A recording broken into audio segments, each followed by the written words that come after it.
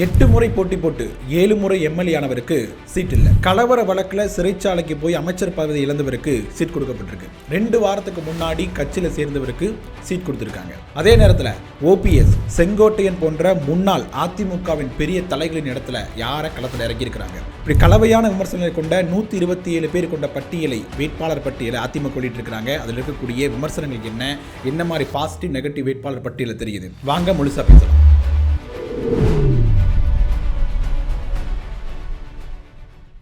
முதல்ல சீனியர்களுக்கு கல்தா கொடுத்திருக்கிறது அதிமுக வேட்பாளர் பட்டியல். முதல் இடத்துல தனபால் அவர்களை பற்றி பேசலாம். அவினாசி தொகுதி பாஜகவுக்கே கொடுத்துட்டாங்க. 8 முறை வேட்பாளராக போட்டி போட்டு 7 முறை வெற்றி பெற்றிருக்கார். தனபால் யார் அப்படின்னு தெரியல அப்படின்னா, மாமன்னர் படம் பார்த்துருப்பீங்க. அதில் அதில் வடிவேல் கேரக்டரே தனபால் தான் அப்படிங்கிற மாதிரி பேச்சு அடிபட்டுச்சு. அதிமுக காரர்களை சாதி அடிப்படையாக வச்சு என்னை ஓரம் கட்ட நினைக்கிறாங்க அப்படின்னு இவர் போய் ஜெயலலிதா அவர்கள்ட்ட புலம்புனதாக செய்திகள்லாம் நிறைய வந்துச்சு. அந்த தனபாலுக்கு இந்த முறை சீட் மறுக்கப்பட்டிருக்கிறது அப்படிங்கிறது ஒரு பேசு பொருளாக மாறி இருக்குது. இதே நேரத்தில் இன்னொரு முக்கிய அமைச்சராக இருந்து சிட்டிங் எம்எல்ஏவாக இருக்கக்கூடிய சேவூர் ராமச்சந்திரனுக்கு இந்த முறை சீட் மறுக்கப்பட்டிருக்கிறது அப்படிங்கிறதும் ஒரு ஆச்சரியமான விஷயமாக பார்க்கப்பட்டிருக்கு. அந்த இடத்துல ஒரு புதுமுகத்தை களத்தில் இறக்கி இருக்கிறது அதிமுக. இன்னொரு பக்கம் பார்த்தோம் அப்படின்னா, 2019ஆம் ஆண்டு கலவர வழக்கில் தன்னுடைய அமைச்சர் பதவியை இழந்த ஒரு நபராக இருந்து அவருடைய மனைவி தொடர்ந்து 2 முறை அதே தொகுதியில் தோற்றும் போயிருக்கிறாங்க. அவங்களுக்கு மீண்டும் வாய்ப்பு வழங்கப்பட்டிருக்கிறது. அவர் தான் பாலகிருஷ்ண ரெட்டி அப்படின்னு சொல்லக்கூடியவர். ஒசூர் தொகுதியில் இவரை களமிறக்கி இருக்கிறாங்க. இது மிகப்பெரிய விமர்சனத்தை ஏற்படுத்தியிருக்கிறது. ஏன்னா வேறு வேட்பாளர்களே இல்லையா? ஊழல் வழக்கில் கைதாகி, கலவர வழக்கில் கைதாகி அமைச்சர் பதவி இழந்தவருக்கு வாய்ப்பு கொடுக்க வேண்டிய அவசியம் என்ன இருக்குது அப்படின்னு அதிமுகவுக்குள்ளே இருந்தே குரல்கள் கேட்க தொடங்கி இருக்குது. தொடர்ந்து 2 முறை அவர்கள் மனைவி தோல்வியும் தழுவியிருக்கிறார் அப்படிங்கிறதும் வரலாறு சொல்லக்கூடிய செய்தியாக இருக்கும் பொழுது எதற்காக இவ்வளவு முன்னுரிமை கொடுக்குறாங்க அப்படின்னு அதிமுக கட்சிக்காரங்களே பேச தொடங்கி இருக்கிறாங்க. அடுத்து பேசப்படக்கூடிய வேட்பாளராக அறிவிப்பாக இருக்கக்கூடியது லீமா ரோஸ் அவர்கள். 2 வாரத்துக்கு முன்னாடி தான் ஐஜேகே கட்சியிலிருந்து இந்த கட்சியில் இருந்தாங்க. லீமா ரோஸ் யாரு அப்படின்னு கேட்பவர்களுக்கு டிவிகேவின் ஆதவர்ஜனா யாரு அப்படின்னு சொல்ல வேண்டிய அவசியம் கிடையாது.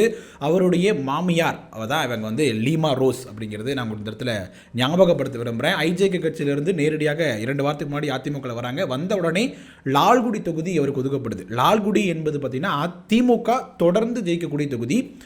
தொடர்ந்து திமுக வேட்பாளர்கள் வெற்றி பெறக்கூடிய தொகுதியாக இருக்கிற லால்குடியை லீமா ரோஸ் ஒதுக்கப்பட்டிருக்குது. இந்த முறை அதிகமான பணம் லால்குடியில் விளையாடுவதற்கான வாய்ப்புகள் அதிகமாக இருக்கிறது அப்படின்னு அரசியல் விமர்சகர்கள் இப்பவே பேச தொடங்கியிருக்கிறாங்க.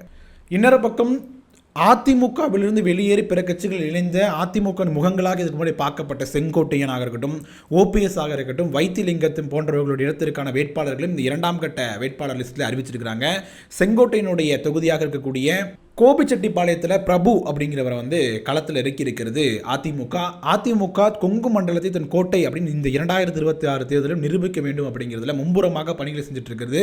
அதுவும் கோபிச்செட்டிப்பாளையத்தில் கண்டிப்பாக செங்கோட்டையனை தோற்கடிச்சு ஆகணும் அப்படிங்கிறதுல எடப்பாடி பழனிசாமி தனி கவனம் செலுத்துகிறார் அப்படின்னு வரக்கூடிய செய்திகள் சொன்ன வண்ணம் இருக்குது.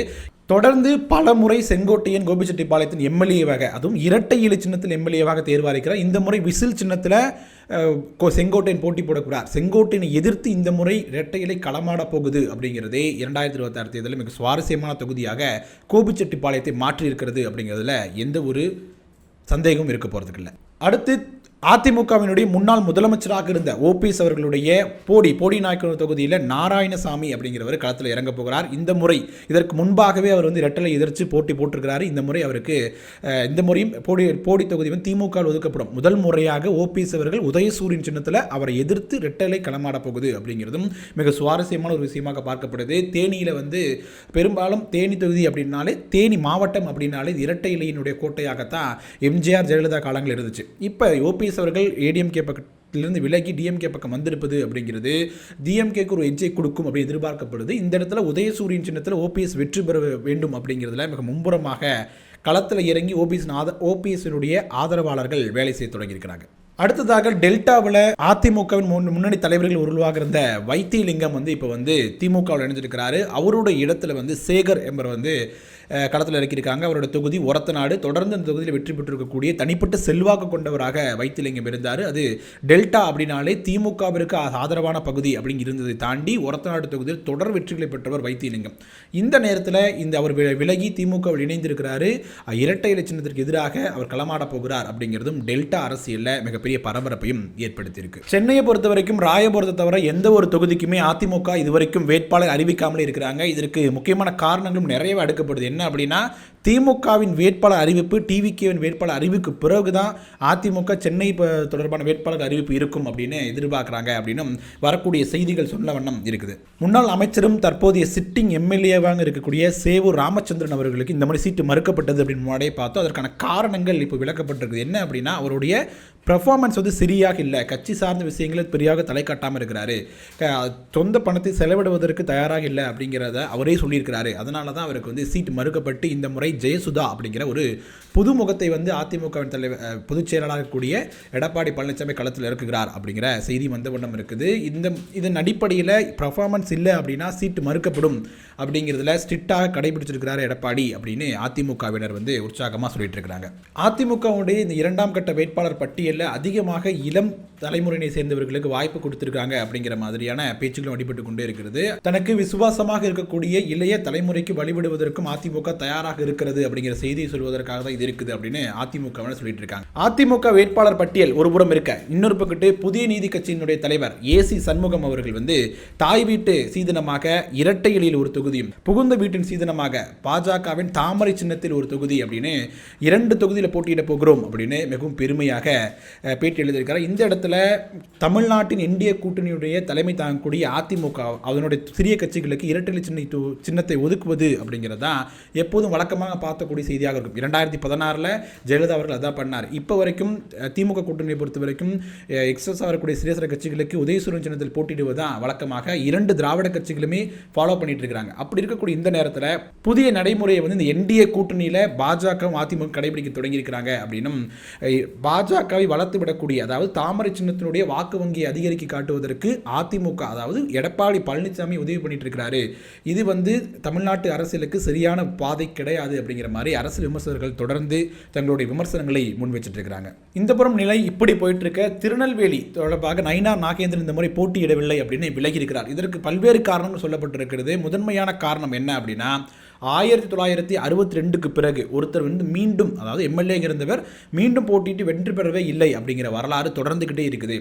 நயினார் நாகேந்திரன் 2001 தொடர்ந்து திருநெல்வேலி தொகுதியில் போட்டி போட்டுட்டு இருக்கிறார். ஆனால் தொடர்ந்து அவரால் 2 முறை ஜெயிச்சதே கிடையாது.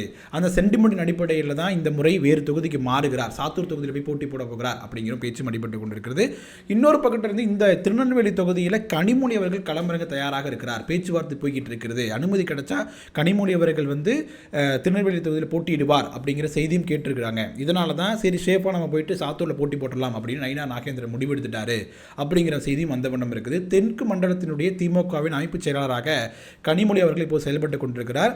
அவருக்கு மாநில அரசியல் நுழைய வேண்டும் அப்படிங்கிற ஆசை இருப்பதாகவும் அதை வந்து தலைமையிடம் தொடர்ந்து வலியுறுத்திக்கிட்டே இருக்கிறாங்க அப்படிங்கிற மாதிரி செய்திகளும் வந்தவிடம் இருக்குது. தென் மண்டலத்தில் தூத்துக்குடி, திருநெல்வேலி 2 மாவட்டங்களில் ஏதோ ஒரு தொகுதியில் களம் இறங்கினால் போட்டி போடுவதற்கான வாய்ப்புகள் இருக்கிறது அப்படிங்கும் செய்திகள் வந்தவண்ணம் இருக்குது. இது ஒரு புறம் இருக்க, தென் மண்டலத்தில் கணிசமான வாக்கு வங்கிகளை வச்சிருக்கக்கூடிய புதிய தமிழகம் கட்சியும் கூட இந்த முறை தனித்து நிற்கப் போகிறேன் அப்படின்னு அறிவிச்சிருக்கிறாங்க. 60 முதல் 70 தொகுதிகளை நாங்கள் வந்து கான்சன்ட்ரேட் பண்ணி போட்டி போட போகிறோம் அப்படின்னு சொல்லியிருக்கிறாங்க. அதிமுக கூட்டணி தொடர்ந்து பேச்சுவார்த்தை நடத்த அப்படின்னு தொடர்ந்து சொல்லப்பட்டு கொண்டே இருந்தாலும் கூட போதிய எண்ணிக்கையிலான தொகுதிகள் ஒதுக்கப்படலை.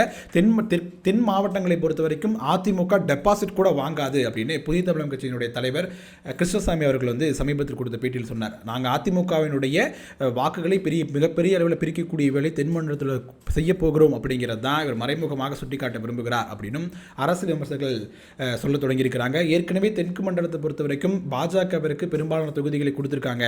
அதாவது கொங்கு மண்டலத்தை ஒப்பிடும்பொழுது தென் மண்டலத்தை அதிகமாக கொடுத்துருக்காங்க அப்படின்னு பேச்சு அடிபட்டு கொண்டிருக்கக்கூடிய இந்த வேளையில் புதிய தமிழகம் கட்சியும் வெளியேறிக்கிறது அப்படிங்கும்போது எடப்பாடி பழனிசாமி அவர்கள் கொங்கு மண்டலத்தில் செலுத்தக்கூடிய அந்த கான்சன்ட்ரேஷன், அந்த முக்கியத்துவத்தை வந்து தென் மண்டலத்தில் செலுத்த தவறுகிறார்.